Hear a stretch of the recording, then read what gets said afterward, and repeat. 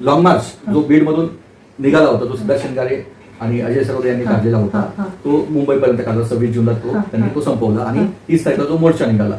यातून जे काही वातावरण निर्मिती झाली आणि पुन्हा एकदा मोठा संघर्ष उभा राहतोय असं एक दिसतंय. याबद्दल तुमचा अभ्यासक म्हणून काय मत आहे?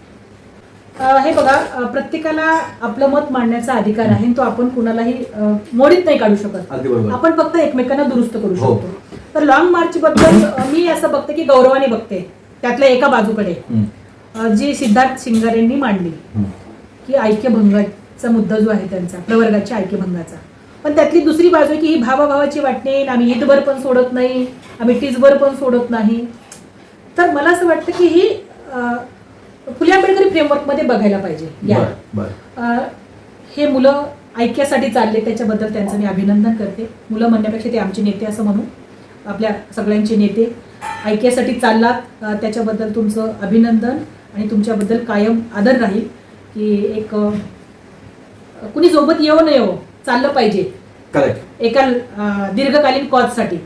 आणि ते तुम्ही चाललात, त्याला काही त्याच्यातल्या पण भूमिकांमध्ये मर्यादा होत्या, त्रुटी होत्या, किंवा दीर्घकालीन पॉलिटिक्स पुढे जाण्यासाठी म्हणून तुम्ही फार काही न बोलता आणि मांगांमधल्या सलोख्याबद्दल फार त्या भाषणांमध्ये जागा न देता केवळ संविधान, ऐक्य याच्यावर बोलून तुम्ही थोडीशी ही चळवळ काय म्हणू त्याला, म्हणजे कॉज चांगलं होतं पण सलोख्याची भूमी तिथून तयार नाही झाली.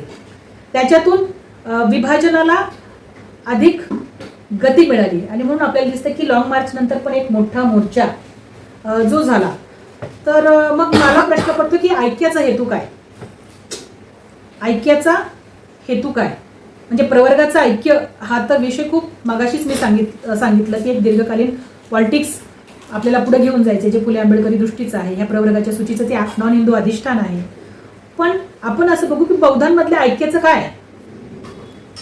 100 पक्ष आहेत जे भाजप सोबत पण बसलेत, जे काँग्रेस सोबत आहेत, ते या प्रासंगिक कारणासाठी एकत्र आले. ह्याच्यात गौरव नका करू. मला लॉंग मार्च मधल्या या तरुण नेत्यांना एक कळकळीचं आवाहन करायचं आहे. तुम्हाला खरंच फुले आंबेडकरी राजकीय प्रवाह बळकट करायचा असेल, व्यापक करायचा असेल, तर तुम्हाला धारदार राजकीय भूमिका घेऊन पुढे आलं पाहिजे. किंवा काय चूक काय बरोबर हे केवळ या मुद्द्यावर न बघता राजकीय प्रवाह म्हणून काय चूक काय बरोबर हे बघितलं पाहिजे.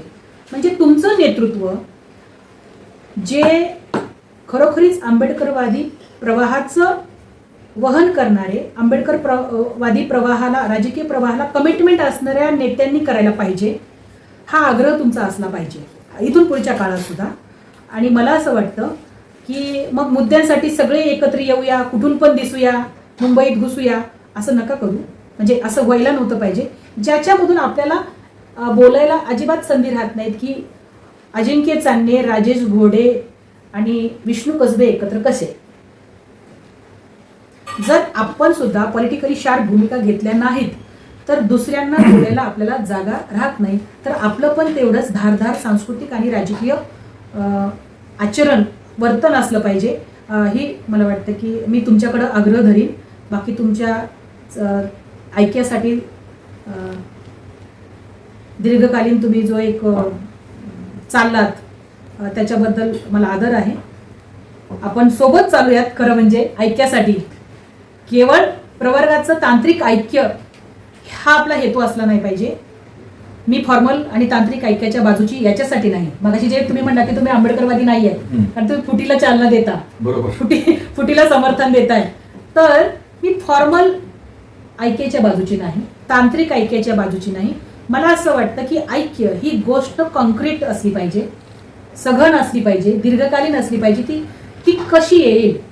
तर बाबासाहेब सुद्धा खरं म्हणजे प्रवर्गाच्या ऐक्यावरती विसंबून नव्हते, म्हणून तर धम्म चळवळ दिली ना. बरोबर. बुद्धिझम का दिलाय? बरोबर. तुम्हाला सांस्कृतिक धाग्यामध्ये एकत्र बांधण्यासाठी दिलाय. प्रवर्ग तुम्हाला दीर्घकालीन ऐक्य देऊ शकत नाही. हा तांत्रिक बाब आहे. आणि म्हणून आपण लॉंग टर्मच्या ऐक्यासाठी सोबत चालूया, मांगांना घेऊन चालूया. अजिंक्य चांदणेला तिथं तुमच्या सोबत चालवते, माझी जबाबदारी. अजिंक्य चांदणे जर आले नाहीत तर तुम्ही जसं त्यांना फार शार्पली झोडपता तसं मी झोडपायला रिकामीच आहे, पण विश्वास ठेवला पाहिजे आणि फुले आंबेडकरी चळवळीची भूमिका घेऊन चालणाऱ्या नेतृत्वाला खच्ची करण्याऐवजी बळ दिलं पाहिजे. होऊ शकतं की पुढच्या काळामध्ये अजिंक्य चांदेला हे झेपणार नाही फुले आंबेडकरवादी चळवळ, चला बाबा आठवले साहेबांसारखं जाऊया म्हणतील, तेव्हा त्यांना आपण बाय बाय करायला रिकामे आहोत. पण आता तरी त्यांच्यावर विश्वास ठेवला पाहिजे आणि विश्वास ठेवण्याच्या पलीकडं आपल्या हातामध्ये काम नाही. जे जातील त्यांना पण धरून आणणं, जे आहेत त्यांना पण धरून ठेवणं हे आपलं काम आहे. आपण लॉंग मार्चवर बोललो तसं त्या अजिंक्यभाई चांदेनी जो उपवर्गीकरण नाही केलं तर मी मरणार असा जी काही भूमिका मांडली याच्यावर सुद्धा बरेच टीका होत आहे. कुणी मरू नका, म्हणजे सिद्धार्थी पण म्हटलं जीव गेला तरी वर्गीकरण होऊ देणार नाही आणि अजिंक्यांनी पण म्हटलं. तर हे दोन्ही नेते, मला असं वाटतं जीव आपला एवढा स्वस्त नाही, किरकोळ गोष्टी आहे. मी अगदी सुरुवातीला सांगितलं, देवी पुढे ठेवलेल्या निवद अंड्यासाठी कोंबड्या बकऱ्यासाठी भांडणारी ही जात, तिच्यावर त्या मुद्द्यावर आज आपण हसतोय. तसं वर्गीकरणावर एवढी जीवन मरणाची लढाई म्हणून कुणी बोलू नये आणि त्या पातळीवरती जाऊ नये. आपलं जीवन अनमोल आहे. आपण फुले आंबेडकरी चळवळीचा प्रवाह, राजकीय आणि सांस्कृतिक प्रवाह घट्ट करण्यासाठी जगूया, मरायचं नाही जगूया. तर एवढं मी बोलू शकते. बरं.